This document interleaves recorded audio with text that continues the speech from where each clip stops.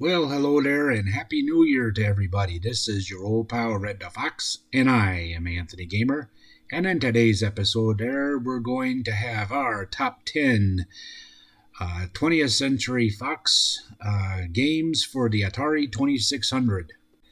Now, 20th Century Fox Games, later called Fox Interactive, and then eventually was gone, and then now I think it's part of the Walt Disney Corporation, was a film company that started in the 1930s and was well known for making some of the greatest movies ever made there. Yep, that's for sure. And in the early 80s, like many other companies, they decided to jump on the then profitable video game market. One of 20th Century Fox Games' objectives was to make games based on some of their movies. Now, whether these movies were financially successful or not, and whether they actually deserved a game tie in, was something that they really didn't think too much about. Unfortunately, they actually would make some games that were based on some bad movies that actually turned out to be some pretty good games there.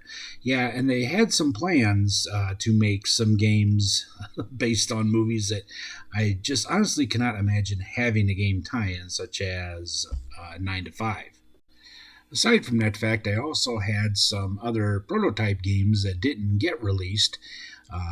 But we're not going to talk none about none of those on today's episode, as we're going to just focus on the games that did get a commercial release. They also had some original games that weren't based on any of their movies or properties, and some of those games also made it onto today's top 10. So before we go any further there, I just want to give our usual disclaimer that we mean absolutely no disrespect to anybody. These are strictly our opinions, and you're welcome to disagree with us if you want to, because after all, everyone is entitled to their own opinion. So without further ado, let's get into the games there. And starting off at the number 10 spot there, we have Bank Heist. This was released in 1983 and was programmed by Bill Espromonte. Now, in this game, what you're trying to do is rob as many banks as possible before running out of getaway cars. Disabling cop cars with dynamite increases your score and causes more banks to appear in the town. Running into cop cars or accidentally dynamiting your own car will abruptly halt your little joyride. So, yeah, pretty fun game there.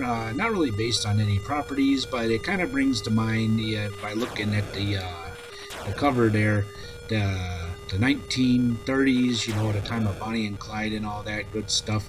Really a fun game, and definitely a game that's really criminally overlooked in the 20th Century Fox Atari 2600 library.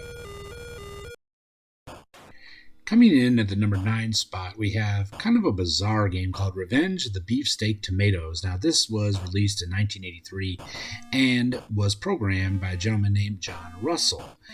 Now, the objective to this game is to trap the tomato plants at the bottom of the screen by building 3 walls above them. At the same time, you must avoid or shoot down all flying tomatoes, dodge tomato bombs, and stop the brick eaters. Pretty cool game, and honestly, what I like about it is I think you have unlimited lives, because I got hit quite a few times, at least on the one level I was playing. And boy, it just goes nuts there. And yeah, it may sound like it's based on that one particular movie that George Clooney was in, but it's really not. But overall, it's a really fun, if not very addictive game. Okay, you want to tell the story behind you finding this game? Sure. Now, when we made this list a while back, I didn't even include this game, Space Master X7, on the list, because frankly, I didn't even know the game existed. Now, I was at a used video game store nearby, and I happened to be looking through the 2600 games, and I saw this one there for about $30, which I was like, wow, that's a lot. I'm not even familiar with this game. So I looked it up, and then I decided to try it, and it's a really cool game. Now, this was released in 1983 and was programmed by Dave Lubar. Now, the story behind this game is your assault ship was specifically designed to destroy Hypernian military bases. Destroy as many as possible. You can fire missiles in the gaps in the force field from inside the force field or outside. If you are able to sneak inside, you must quickly destroy the base before the force field closes on your ship. This is no easy task, and it's not, I tell you. This is definitely one of those rare and hard to find games that's actually pretty good. And in fact, it's actually the most rare game that 20th Century Fox Games made. Okay, next up we have Fantastic Voyage, and this game is based on a science fiction movie, and in this one they've shrunk down these people to microscopic size, and they are going inside a person's bloodstream, and they're trying to fight infections like bacteria, viruses, and all kinds of fun stuff. Not a bad game, honestly, very original for its time period. I've never seen the movie, have you? Nope, I can't say that I have. The game, though, itself is pretty cool, and it's a lot of fun. If you haven't tried this game yet, I highly recommend giving it a try. Porky's is basically a coming-of-age movie. Got to be one of those movies that, young boys see, and it's kind of one of those movies that you just never truly forget. And that's really all I'm going to say about it, because it really hasn't held up too well in these ultra-sensitive days. So I'm not really going to get into why Porky's is such an important film to a lot of people. But anyway, all right, the game itself, coming in at the number 6 slot, was released in 1983 and was programmed by Randall Hyde. In this game, you take on the role of Edward Pee Wee Morris, and you are trying to basically break into Porky's and blow the place up. I first played this game many years ago. It was pretty readily available. Honestly, it's probably the least rare game that 20th Century Fox ever made. The controls on it aren't the greatest, which, although I have a lot of fond memories playing this game, honestly, the main reason it's not higher is because of the controls, especially in that bottom level where you're trying to swing back and forth on that pole. I can't tell you the number of times I just kept falling in the drink, and it's not just me. Other YouTubers have had the same gripe, but overall, it's kind of one of those games that you look kind of back with nostalgia, and yeah, it's like I said, it's a good game. Just if it hadn't been for them pesky controls and stuff, I think it would have been a lot higher on the list. Next up, we have Flash Gordon at the number 5 spot, also known as Space Adventure in other parts of the world. This is based on that really cool movie that came out in the 80s. Okay, well, this wasn't, in my opinion, one of the best versions of Flash Gordon. Personally, like Anthony, I really enjoyed that cartoon movie that they made better. But anyway, so this was released in 1982 and was programmed once again by David Lubar. In this game, many dedicated spacemen have entered Spider City, but none has ever been heard from again.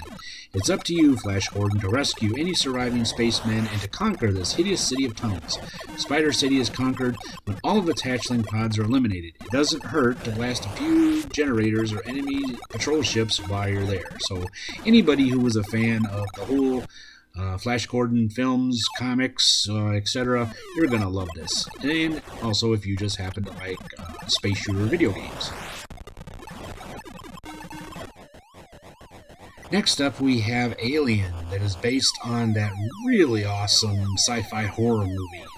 This game was released in 1982 and was programmed by Doug Neubauer.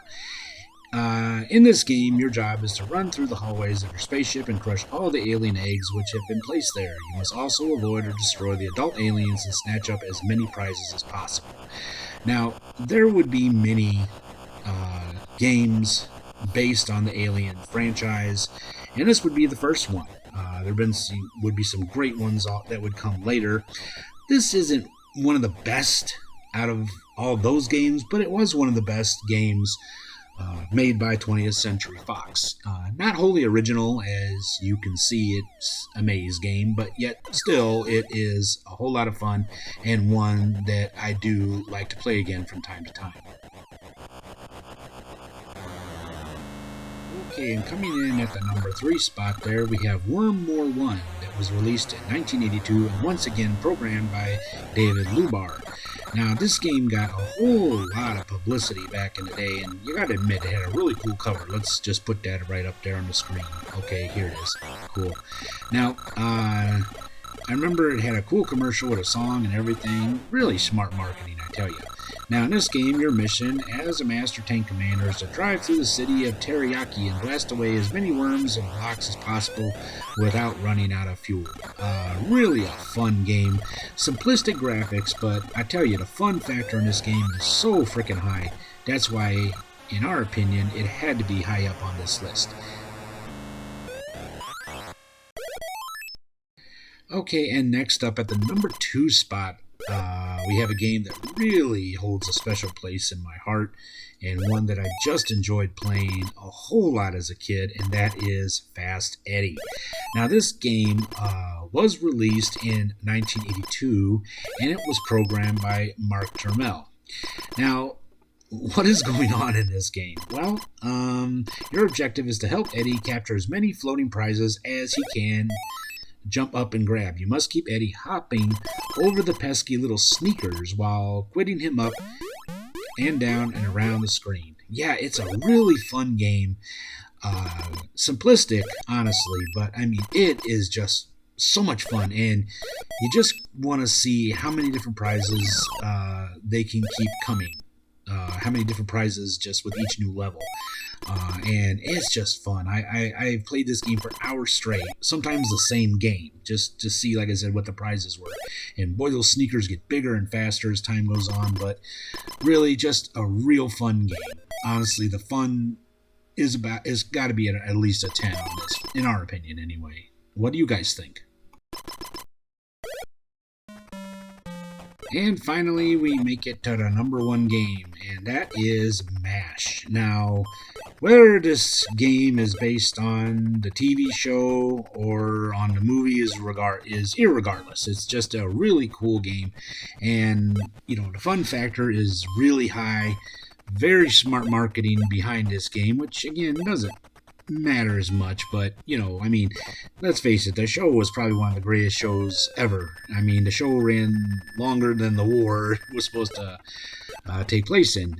This game was released in 1983 and was programmed by Doug Neubauer and Frank Cohen. Now, in this game, you take on the role of Hawkeye Pierce, and you're trying to pilot that helicopter and pick up as many wounded soldiers as possible, and then get them back to the barracks, and then try to get the bullet out of the body without touching the side. It's kind of like 2 games in 1. You're doing a rescue mission, and you're kind of playing a video game version of the game Operation.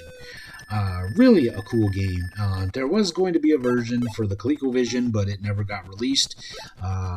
But you can get the ROM out there, and a really cool marketing thing that they did was you could actually get a free t-shirt if you bought the game, which if you were around back in the early 80s, obviously a lot of people bought this game because there were a whole lot of MASH shirts out there, I remember, from back in the day. Oh yeah, there sure were. So we had very little discussion, and it was an easy decision for us to make MASH the number 1 game on this list.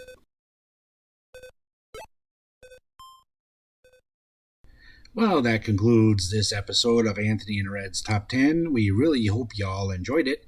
If you did enjoy it, let us know by giving us a great big thumbs up and subscribe if you haven't already. And don't forget to click that little bell icon down there so you'll be notified when we upload any new videos. Yes, and if you agree with our list or disagree, let us know in the comments section below. We'd really like to hear what you have to say. So, Red, what is going to be our next top 10 list? Well, as we're on the Atari 2600 kick, I thought it'd be a good idea to do our next top 10 about in-house Atari games. Good idea. So, these games were published by Atari. They may be ports of arcade games, but they were published in-house. So that will be our next top 10. Well, until next time, I am Anthony Gamer, and I am Red the Fox, and we will see you all in the next installment of Anthony and Red's Top 10. Until next time, take care of yourselves. Bye, everybody. Bye for now.